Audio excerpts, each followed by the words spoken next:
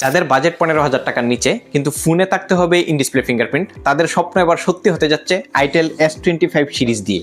কারণ S25-এ থাকছে একটি অ্যামুলেট প্যানেল এবং 120 হার্জের রিফ্রেশ রেট। সবচেয়ে মজার বিষয় হচ্ছে এই ফোনে থাকছে ইন ডিসপ্লে ফিঙ্গারপ্রিন্ট। প্রাইস কত? মাত্র 13,990 টাকায়। কি অবাক হচ্ছেন?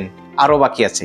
এই ফোনে থাকছে 2 ইয়ার্সের মেজর আপডেট, অর্থাৎ আপনি ওএস আপডেট পাবেন 2 ইয়ার্স। 13,990 টাকা একটি amulet panel, 5000 mAh massive battery, 50 megapixel rear camera, 32 মেগাপিক্সেলের সেলফি ক্যামেরা। এত কিছু বলছে যে আইটেল দিচ্ছে S25 এর ভিতরে, তো আদৌ কি ফোন দিচ্ছে? চলুন বক্স খুলে আনবক্সিং করি। না, সত্যি সত্যি শুরুতেই পেয়ে যাবো ফোনটি হাতে নিয়ে মনে হচ্ছে বেশ স্লিম। ফোনটি যদি সাইডে রাখি, ঠিক এর নিচেই পেয়ে যাব ওয়ারেন্টি কার্ড, অর্থাৎ এই স্মার্টফোনটি পারচেস করলে 1 ইয়ার্সের ওয়ারেন্টি পেয়ে যাবেন। এছাড়াও থাকছে একটি প্রোটেক্টিভ কেস, যেটি সিলিকনের সফট।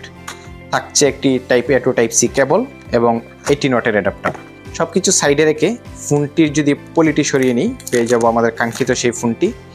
এই বাজেট সেগমেন্টে আমার দেখা one of the best slim একটি ডিভাইস এটি। এছাড়াও ব্যাক প্যানেলটি স্যামসাং S25 এর আদলে ডিজাইন করা, বাকিটা আমি জানি না, কারণ আইটেল S25 Pro Plus নামে একটি ফোন আসতে পারে, যেটা হচ্ছে S25 আলট্রাকে কপি করা। সো কপি পেস্টের দুনিয়ায় না গিয়ে চলুন এই ফোনটি ভালোভাবে দেখে নিই। ফোনটির স্পোর্টস এবং বাটন নিয়ে কথা বলতে গেলে, ডান সাইডে পেয়ে যাবো পাওয়ার বাটন এবং ঠিক তার উপরে এই volume up and down button. উপরের দিকে পুরোপুরি খালি এবং বাম সাইডে থাকছে সিম ট্রে।